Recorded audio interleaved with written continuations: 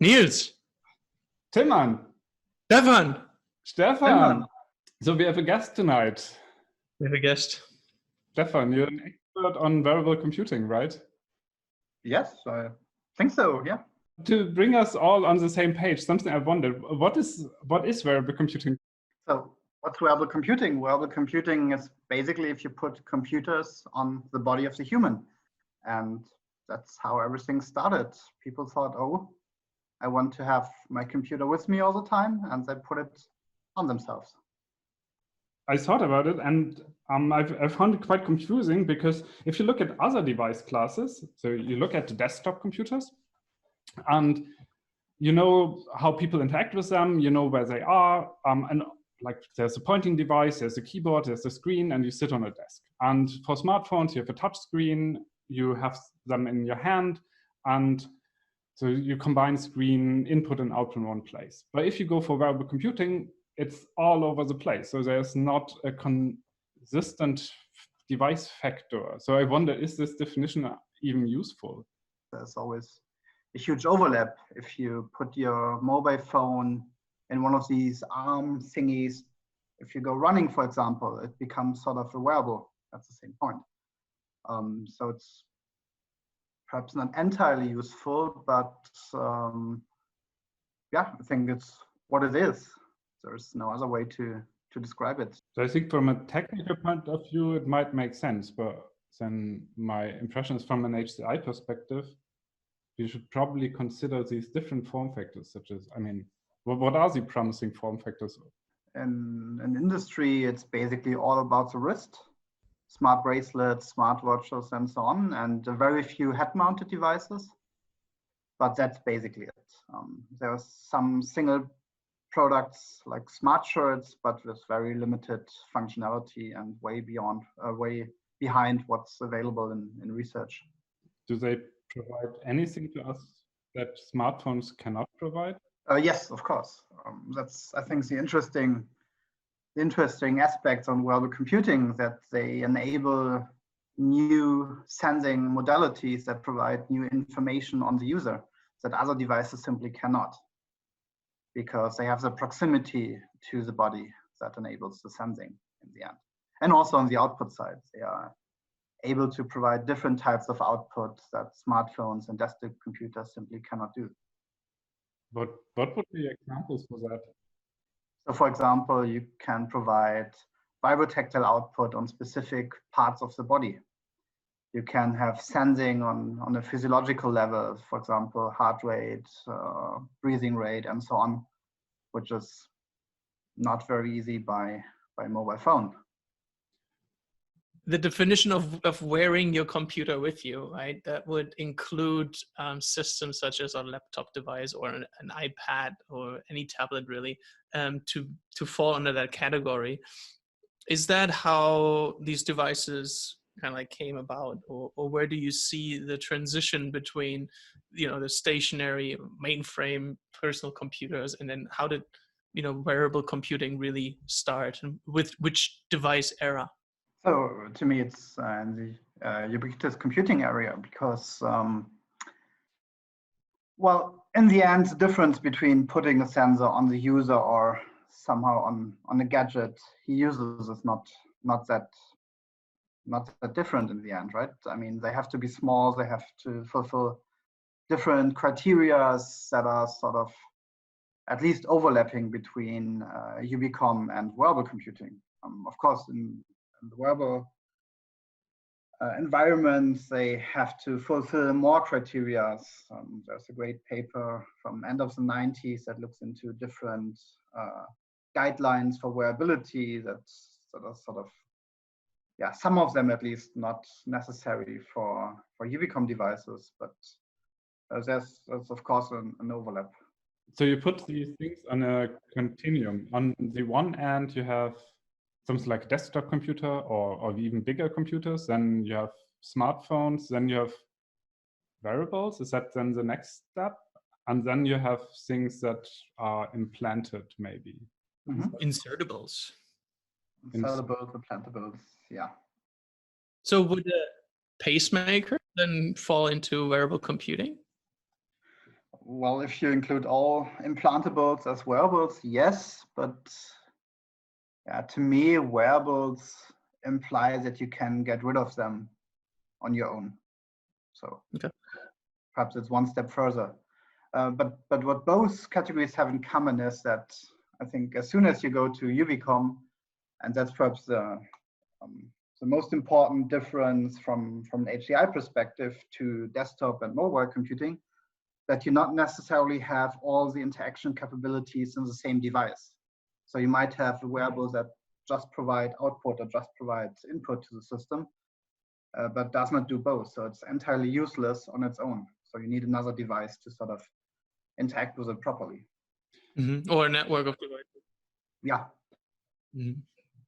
I think that's an interesting aspect because I believe that there's this niche that you have between something like a mobile phone or a smartphone that you can carry it around. So I don't know, I would probably call this class carryable devices. And on the other hand, you have things that go into your body. And my impression is that this niche is super small. So there are some people, for them, it's useful. Like if you have diabetes, then you want to have something like that, right? That makes a lot of sense. But you would prefer that it's inside your body. But why do you want to have that device? Because, so at least if I'm not an expert in that, but I would assume that you want to have such a device implanted because you don't want to forget the device. But you don't interact with them. I think that is, so they're in your body and you don't interact with them. If I want to interact, I find smartphones extremely convenient because I can decide if I want to interact with them or not. I can put them on a table, I can put them face down, and then they're gone. For wearable computers, they're on my body, so it's much more of a hassle to put them on, put them off, compared to something like a smartphone. And then on top of that, they're not as powerful. So they have this limitation in terms of when can I interact with them, and allowing me to decide that. And then on top of that, well, they don't even provide the same functionality as a smartphone. On the one hand, I think you have to differentiate implicit and explicit interaction. So wearables are not, or at least not all of them, made for explicit interaction, which does not mean that it's less useful, right? I mean, you don't need, I don't know, a smartwatch to watch your YouTube episodes here, right? I mean, that's not perhaps the goal when you design a smartwatch. So there might be different application scenarios that are tackled by wearables compared to mobile phones, and that's why mobile phones still exist, right? Because it doesn't make sense to make the screen even smaller because then you cannot see anything. It's a perfect screen size at the moment. That's why people love it. So it's somehow unfair to say, oh yeah, your implantable cannot show your YouTube video. It sucks. I mean, that's obviously stupid. The second point would be, of course, putting on is an issue, but there's particularly work in smart textiles that tries to tackle that by using everyday textiles clothing to gain smart functionalities that basically allows the user to behave normally. So you might not forget to wear your pants when you leave your house, right? And it's not a hassle for you to put them on, I hope. And so if these everyday clothing gets smart, then putting on wearables is not like an additional effort anymore. No, I was most thinking about putting them off. So for my smartphone. Why do you want to do that? I do that with my smartphone, and I mean, I don't put it off, but I put it somewhere. Like deliberately, I have dinner, and then I put it somewhere, and I don't look at it. I remember I once talked with Seth Starner, and I'm not sure if you experienced similar things.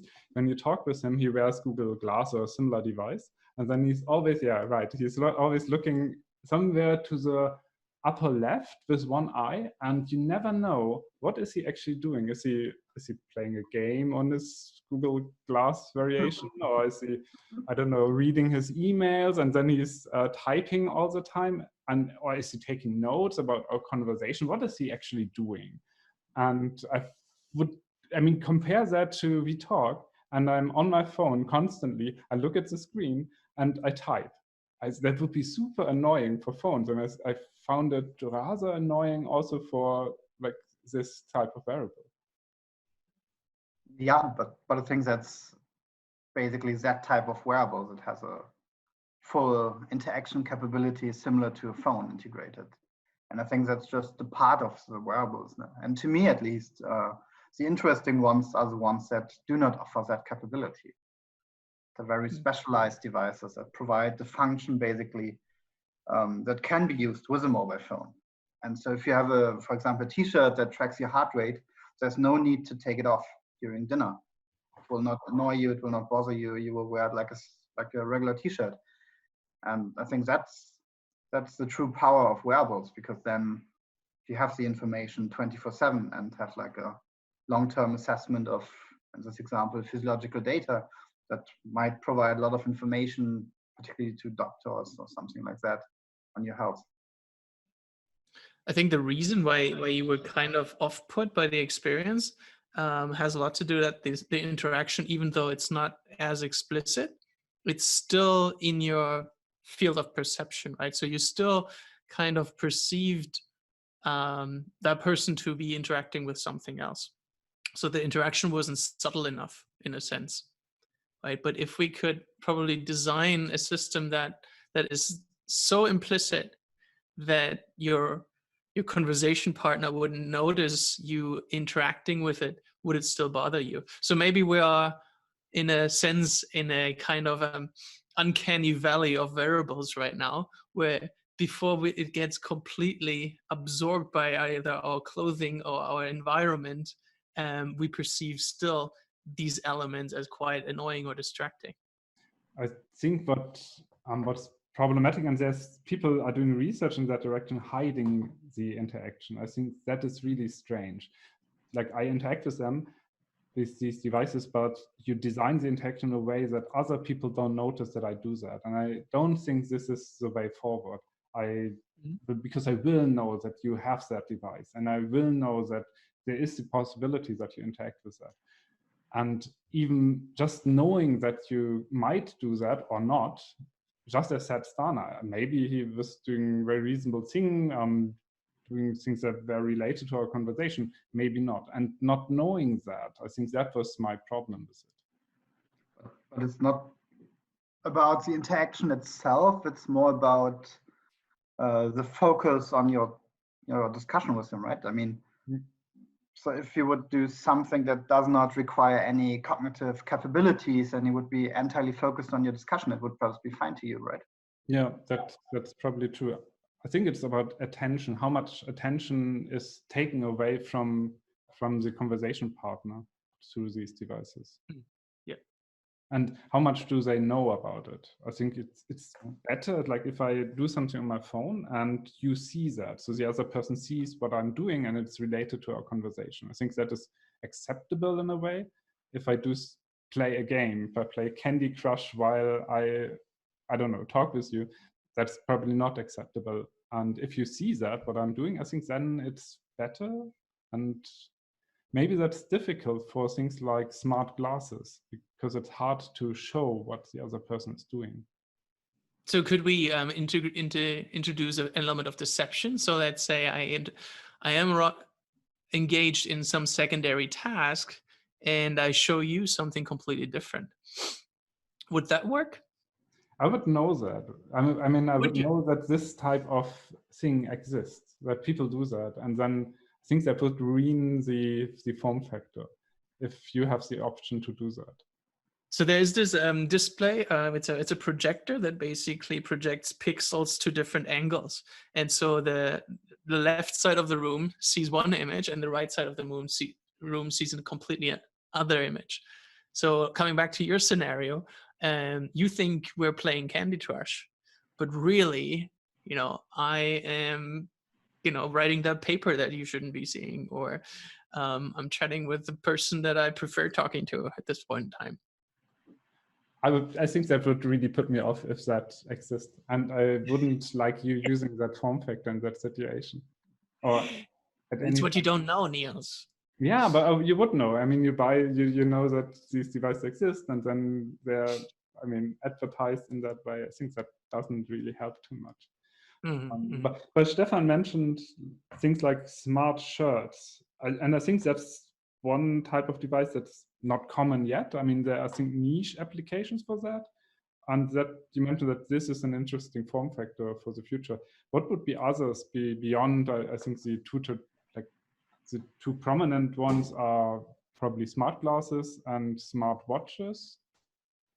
And then you mentioned shirts. What other things do you think are promising?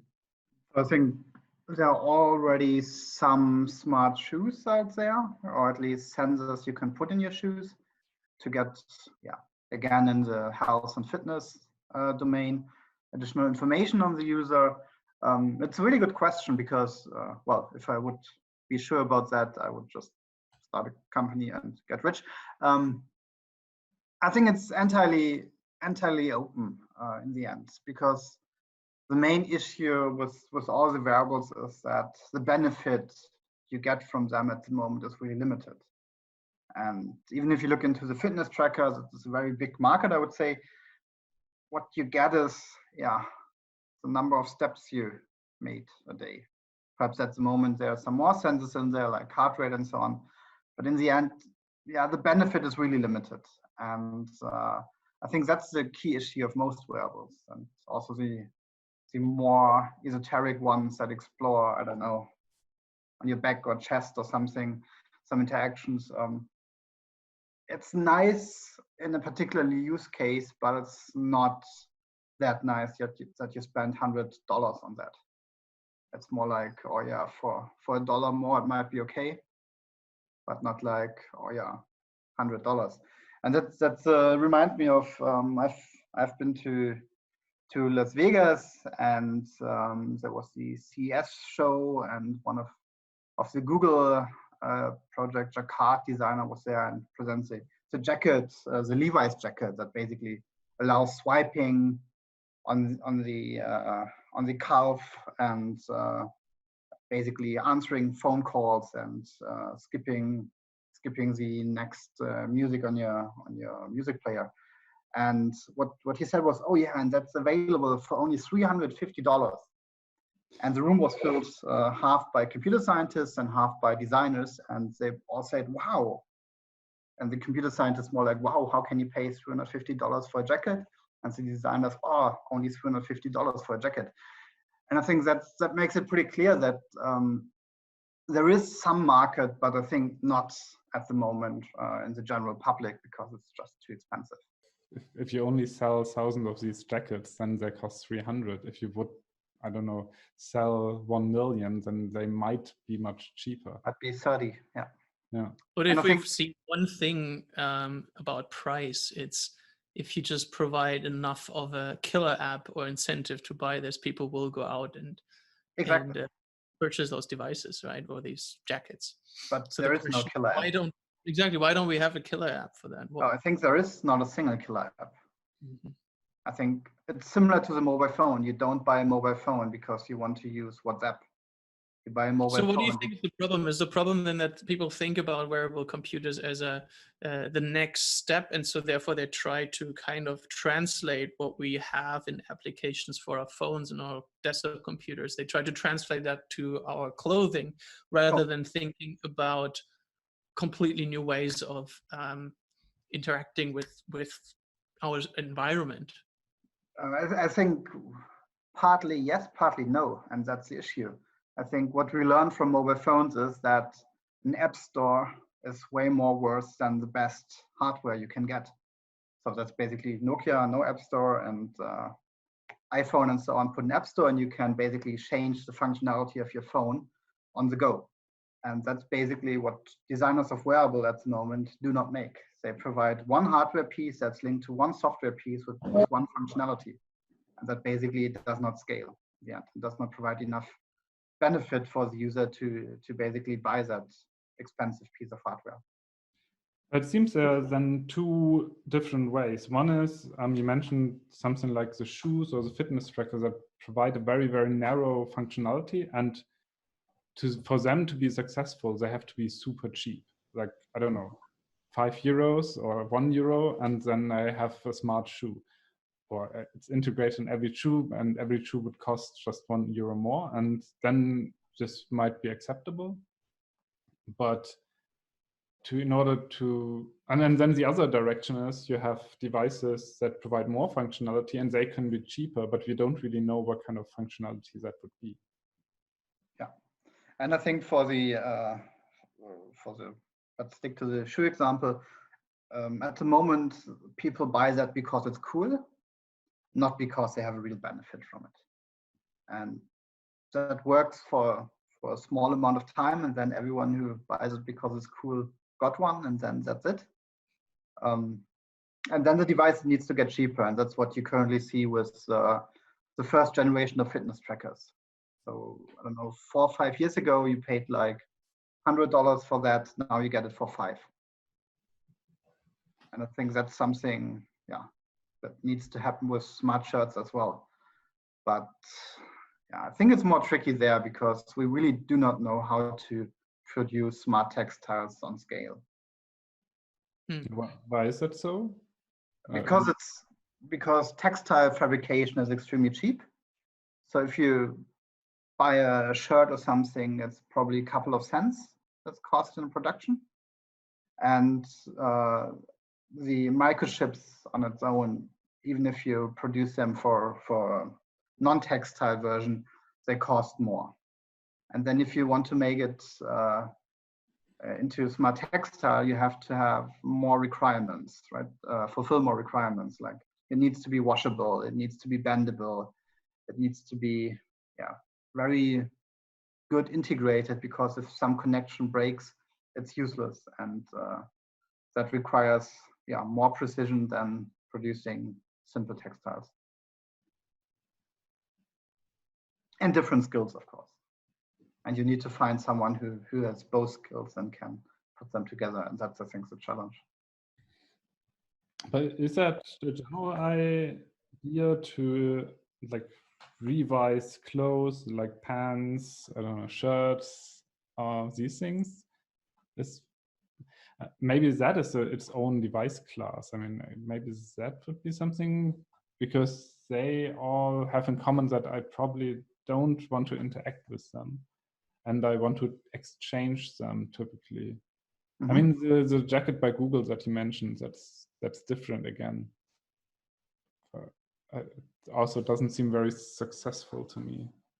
It's not. Is it that different? I mean, it's basically another input to your phone.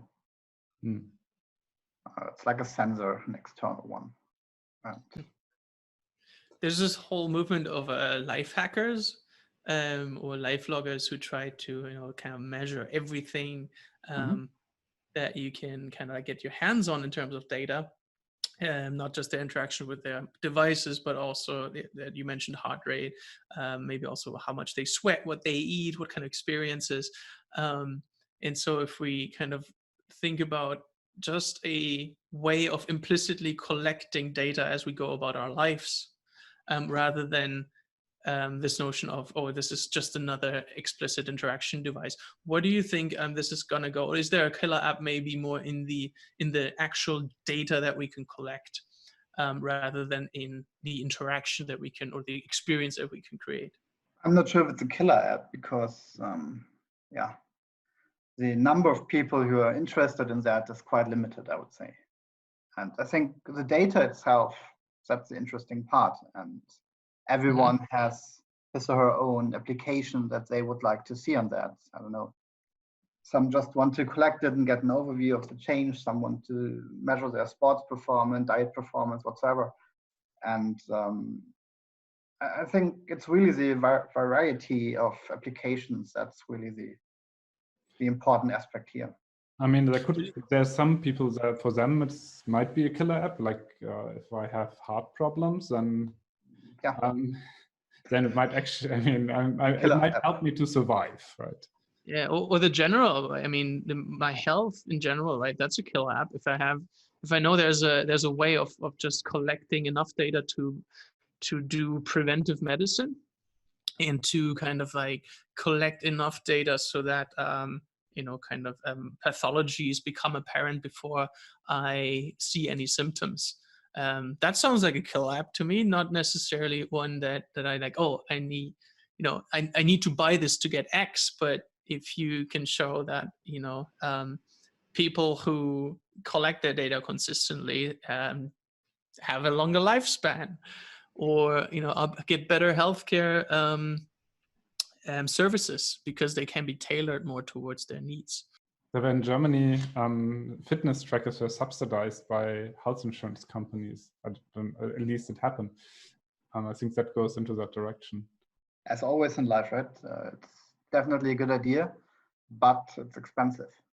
So every piece of clothing you buy needs to be smart in order for that to work. And when there is no price on your health. Oh yeah, it's fairly simple. You can calculate how much your life is worth in the end. Go to an insurance company, they will tell you. They will, yeah. And with the wearables, I mean, you get perhaps 5 more years on average or something, or 1 more year, and then see how much you have to spend for that. And then it's fairly clear it doesn't work at the moment. I think that's also interesting from a maybe privacy perspective. Imagine your health insurance subsidized your fitness tracker, collects the data, and then you have to pay less if you act healthy. And I could imagine that building similar use cases for my desktop computer. So yeah, then it wouldn't be a problem, right? Because I can easily trick the system, and then interacting with my desktop computer doesn't tell too much about my health, I would guess. But if that would end up on wearables, that sounds kind of creepy. The data you can get through wearables is more sensitive than the data you can get from a mobile phone. And that's why different entities might be interested in the data. For example, your health insurance might be interested if you really do enough sports, and if you really eat healthy. There are things you can track with your wearable devices, right? And they could potentially misuse that and kick everyone out who is unhealthy because it doesn't make sense from a financial perspective to keep the risk of paying an expensive surgery. And it's unclear whether it works, because what you saw is that people tricked their fitness trackers already. So they put it on their dogs when they went for a walk, which triples the distance they walked basically a day. And it was fairly easy and straightforward hack. And I would assume that, people would do that if insurance companies would exploit the data. Maybe the general problem is if the data goes out of the device. At the moment, most data goes out of our devices. That's also true for smartphones. That's not special for wearable devices, but my impression is for other form factors, it might be fixable. So when I do things on my computer, a lot of the stuff is local. But if I do things on a wearable computer, it might be more challenging because of the lack of computing power and the lack of interaction. Yeah, you have to transfer it somewhere, and then it's fairly easy to transfer it even further, right? Yeah. But I think that's something, we as a society need to take care of, that we basically put rules in there that prevent people from doing that. I think it's otherwise not fixable, because you cannot trust companies in the end, because information is not cheap. So it makes sense for them to gather everything they could. If I recall correctly, it's not just about the data collection, right? That might be sensitive. You are one of the pioneers, it seems, on electrical muscle stimulation. And I believe you put that also directly on the skin, which could be considered wearable. Mm-hmm. And I've seen more research in that field. So basically, you're controlling human motion. Yeah, and that's again something where you require trust in the end. You need to trust the system and not exploit that for something bad. So what have you been doing in that field? One of the projects we did is basically creating a navigation system that does not require a lot of cognitive load and steers you to the destination you want to go to. And that obviously can be easily exploited, that, I don't know, a shop on one way pays 50 cents if people walk that way and not the other way, although it's not the shortest one. And they might sort of make more revenue because of that, because more people pass by the shop. Isn't that And what GPS devices already do? Yeah, they could do that, but GPS devices mainly show you the way in advance, and you can say, oh no, the other way looks shorter, better. I take this one. And if you do it in a wearable way with electrical muscle stimulation, the idea is that you basically don't know where you go, but you just know that in the end you will be there where you want to go, right? So how does that work? I just put your tech on, and then I'm being shocked to my destination, or Shocked, what do you? yeah. No, Sounds very it very basically jumps in between the signal generated from the brain and sent to the muscle, and basically replicates such a signal, and then muscles get actuated. And it's obviously very limited what you can do, because you can just reach the muscles on the surface and so on. So it's very limited set of activations you can get there. And yeah, as soon as the muscles get the signal, they just contract. And it's the same as, so the muscles do not differentiate between signals from the brain and signals from an EMS device. So could your device teach me how to dance tango? In theory, something similar could be possible. I'm not sure if you teaching dancing tango is possible, but because not because of you, of course, but because of it involves a lot of muscles in your body. And most of the muscles cannot be actuated. It's more like a lot of shocking. Yeah, so what we did is we did a study on playing mini golf, and that was basically slightly doable, because we can change the direction the club is held by the user. We can change that, and we can control that. And if we have a tracking system and a feedback loop, we can basically make people play better golf. Tango, on the other hand, involves hundreds of muscles and sort of, yeah, a very fine-grained control of all of them. Could you make them vote differently by shifting their pen from the sheet that they're supposed to be? There is work on shifting pens, but I think voting, yeah, requires a visual part that might be overriding the EMS part. And that's also an interesting thing. So all the EMS studies, that's always something people can override if they want to. So they will not be forced in doing something they really don't want to. But if they trust the system and don't care for what's happening, then something like that might happen, of course. So that seems to lead to a closer integration of humans and machines. So at the moment, I can still override it, or I can deliberately say what the device is doing. But I would assume that in the future, maybe more power is given to the computer. Is that something you're working on? I'm not working on that, because I think it's more in the direction of implantables. So if you implant electrodes close to the muscle, I would assume that overriding is not that easy anymore, because now the current goes through different levels of the skin and so on, which basically makes the signal quite weak. And so the way we use it is still overridable, but if you have some implantables, that might perhaps not be possible anymore.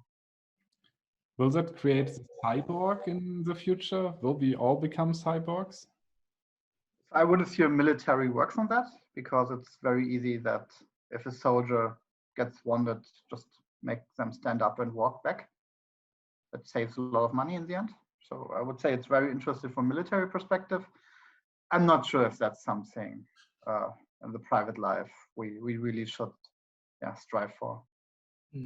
One of our students here, graduate researchers at Melbourne Uni, Kyla, she looks at insertables and the type of augmentations people do by implanting, let's say, magnetic devices or an RFID chip under their skin, and use that, for their subway, or just to move objects almost telekinetically. But it seems to be more of a the margin audience that is interested in those kind of augmentations. But what would be augmentations that would be worthwhile implementing on a grander scale? So there are wearables that are used for that, right? I mean, hearing devices, for example, that's typically augmenting the hearing capabilities of users, and it works on a big scale and is well accepted by the users. I think as soon as it provides enough benefits, people are fine with it. Pacemakers, for example. What about tapping into the brain then?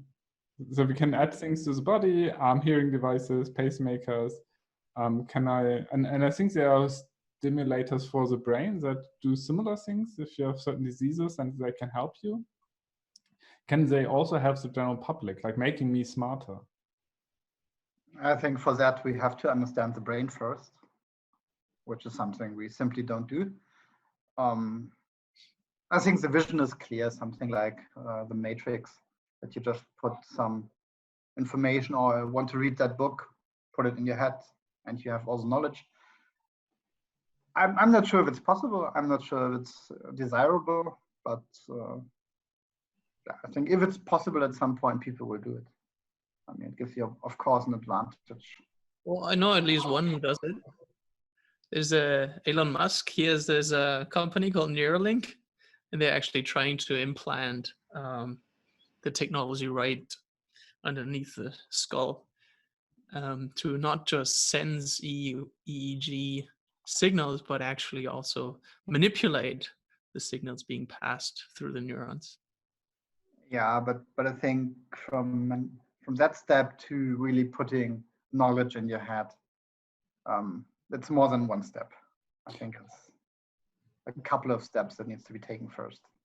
But something that might appear sooner is like Stana. I think his vision is that the time you need to access the device becomes shorter and shorter, and that from desktop, mobile phone to glasses, and then I mean the obvious next step would be something that you implant next to your brain, and then it might still be explicit interaction. But so I couldn't download books into my brain, but I could ask, oh, give me that Wikipedia article and make me read it. What if you just manipulated the perception? If you just made people awake all the time, and then they could just take in more information or store it more rich in a rich context. I think that's obviously one of the big challenges everyone would like to face, but in the end, it's really questionable if we can manipulate humans in that way, because we have many years of evolution, and we couldn't make it close to that, right? It's not very close. We did not advance a lot from 1,000 years ago, and now having the step of really jumping into a time where you can, for example, being awake 24/7. I think that's in the 70s, I would say, a lot of companies and secret services did experiments on that, but it's and it's a question if you want that. I kind of doubt that for a lot of these things that I would want that. The use cases doesn't always seem so positive. Staying awake without being tired, that would be great if there are no drawbacks, right? I mean, what's the drawback? What's the advantage of sleeping? There is none, right? But just tackles the drawback staying up has. But I think it's simply not that easy. I mean, we do see drug abuse in some student populations, right? Where anxiety leads to the ingestion of certain substances that help focus, help staying awake, and all these, and they're being used. And there are drawbacks in the end, right? But maybe there's a compromise, a fine line where you can ingest just enough to be at your optimal level without compromising too much on your long-term prospect to survive this deadly life of ours. Maybe that's an opportunity. So you combine wearable computing with drug abuse, and then the wearable inserts the drug, the right amount of drug at the right time, prevents your heart attacks that you would otherwise get. Yeah, maybe drug abuse is something. The computing community. Well, that's literally what an insulin pump does, right? Yeah. And I think they're on the transition. They're wearable today, and they will be implanted in the near future. So you get like a little wearable device, so you get implanted and it has all the drugs that you can imagine, but then it holds them back and just releases them whenever, it feels like doing so. Meanwhile, you have this big potential of just being completely drugged out of your mind at any point in time, which is kind of exciting. Yeah, and I think there's quite some science fiction about that looks into that. And then you can say, you either do it explicitly or the device just pumps it into your body to optimize you. Yeah, I find it interesting. There's this whole, cyberpunk or cyborgs notion has been around for decades. If you think about Blade Runner and all the previous the genre that evolved from that. I just recently heard a talk by Pedro about computer-human integration and how we're kind of like going back into that direction from mainframe computers, personal computers, wearable computers, computers in the environment, and now computers that we put on our body in our body, right? And so really we're just returning to what the science fiction has prophesizing decades ago, and maybe we're going to see some of those applications actually come to life. You mentioned military research is probably on top of that. One of our colleagues has done research, I think, on extending vision using thermal cameras. So Yomna, she did this. What if we could see heat waves? And how would that change the applications that we can run, for example, in firefighting situations? Or I think you had a security paper on can we detect surfaces that have been touched before? So we had a paper on identifying people with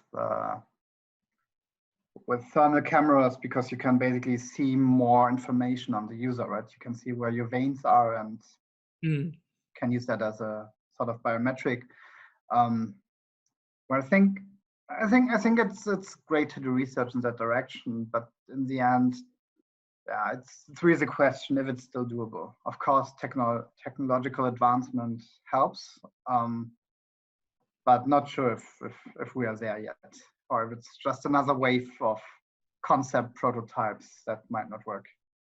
Does any of you have an example of things that you're working on which are more short-term useful?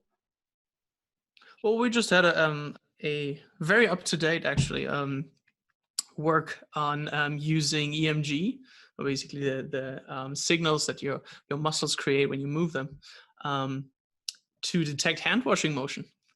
So hand washing literally being one of them, the absence of good hand washing practices being one of the most deadly, actually, reasons in hospitals for infections. And because doctors, nurses, also patients, right, they exchange a lot of germs and fluids and stuff. And so hand washing procedures are quite strict, but not always adhered to. And so we put like 2 myobands on the upper arm, and then detected when people were actually doing these from the different motions that are recommended from the World Health Organizations to properly wash your hands, even before those happy birthday songs were recommended to the public, to enforce a 30-second hand washing procedure. And so you can do that with wearable sensing, I guess, and to monitor people's compliance with certain hand washing regulations, I guess. So this was work by one of our PhD students, Fang. Stefan, do you also have something where you would say, oh, this is not as creepy as most things? So I think, although you're not a big fan of the EMS applications, I think it's not that far out, at least when you look into the simple examples.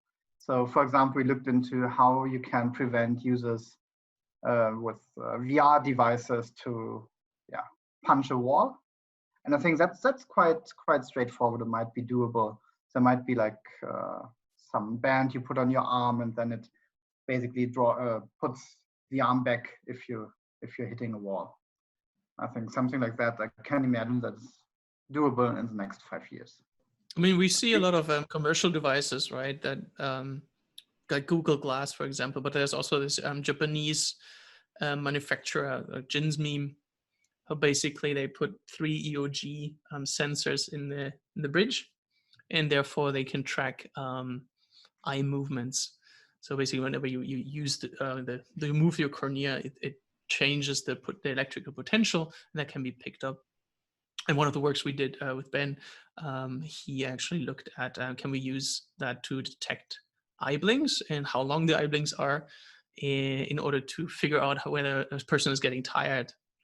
Right. So basically, alertness measures that your glasses can monitor in order to say, hey, maybe it's time to get that coffee, or take a break from your long drive, or refrain from activities that are a bit more on the dangerous side of things where you want to be awake. So, but one challenge you always have there is like the noise. I mean, if you do a study in the lab, it might work properly, but if you put it out, there's a lot of noise that basically ruins your data. Have you some experience about that? Yeah, so this particular study was actually done in the wild, so it was a 2-week study where we collected the eye movement data and had a ground truth collected by the kind of like a reaction time task. Once in a while, the people were kind of like reacting to a stimulus, and that reaction, you can see that how reaction times go up. So basically, people get slower throughout the day as they get more tired, and then we could actually correlate that with the frequency and the duration of blinks, and that worked in the wild. You need a lot more data, right? Because as you said, it's very noisy, especially glasses that also shift position, and so you can accommodate that by having more data sets available and not just the 10 minutes in the lab. That's probably like a general problem with wearable computers. I mean, you don't have these problems on more traditional computers, I would guess, but that's basically because of the use cases. I mean, you wouldn't try to figure out if I'm tired or not using my desktop computer, because I don't use my desktop computer that often that this would make too much sense, I would guess. But on a wearable, it makes a lot of sense, and it's imaginable that you can do that, but then it's still super challenging. But maybe that hints to, if you do wearable computing, you need just larger data sets, and you always have this uncertainty that you cannot be 100% sure if what I detect is really what I want to detect. And I think what people in the mid-90s did when they first explored wearable computing, they really used it 24/7, the devices on their own. And that's what currently is not really happening. And I think that's really, creates a lot of devices that are in theory pretty good, but practical-wise do not work. And I think that's really what people did better before. Well, I think it comes back to the use case, right? So if you have a group of people who benefits from that, so for example, heart failure, a chronic heart failure condition, I think the Apple Watch now has a way of detecting atrial fibrillation. So basically the disturbances in heart rhythm, and then you can kind of you can prevent a heart attack from a cardiac arrest from happening by picking up, there are irregularities in your atrial fibrillation, basically. And so in my flowery future, I actually do see kind of inevitable, really, that everyone at some point will wear some kind of device that measures what's going on in our bodies, which is really the great unknown. To customize, not just your exercise regime, but also your nutrition, right? But also, and then also kind of like schedule your day in a much more friendly way, let's say, right? Everyone has their own inner clock, which we completely violate when we socialize after 10 p.m. or we go drinking or we fly through different time zones and such. And so it's always amazing. I think there will be a time where we will look at today and say it's amazing how little we knew about the reaction between certain foods and chemicals with our own body, and how ignorant we were about that because we didn't measure those and didn't optimize around those more fortunate outcomes. I don't think so. I don't believe that. I think we will not have wearable computers that do exactly that, and that we all will have that. I think it's just the transition. We're in the transition phase at the moment. So it makes sense to look into them because they basically implement use cases that in the future we will all use, but only at the point when it gets implanted into our bodies. I don't think that most people will, I don't know, put these things on for very, very small benefit because of all the hassle that it involves. But if you implant that into bodies, I think then this could solve a lot of problems. And then I don't have to care about it. If I take a shower, it's in my body. Whatever I do, it's in my body. I don't have to remember putting it on. I have dozens of t-shirts. If it's in my chest, then I don't have to. But then it comes back to this agency notion, right? Where Stefan said, well, you might, it's not wearable until you actually have the agency to put it off, to kind of like say, okay, I don't want this collection, or there are certain, moments where I just, rather not being tracked. I think people are afraid of that. If you look at what currently happens with Corona, and people are afraid that there are microchips and vaccines and so on. God, what happens when you really insert microchips into them, right? People will go crazy. I'm not sure if we, from a society perspective, are there yet. If it makes me 10% more efficient, then there will be people who use that. And if there are enough people that are 10% more efficient, then at one point, I think there's so much pressure that you have to do it, or you're an outsider. So you don't have to do it, but then you're strange and you don't perform as well in society as other people. But is that something we want from societal perspective? It's basically putting people who can afford that in a better position. And somehow unknown and unseen? That's really the question, if we want that or not.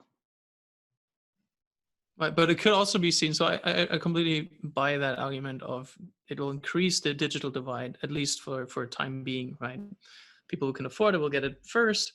But the same happened with vaccination, right? If you think about how it is in most countries, it's mandatory, it's really cheap, and it leads to kind of like everyone having access to it.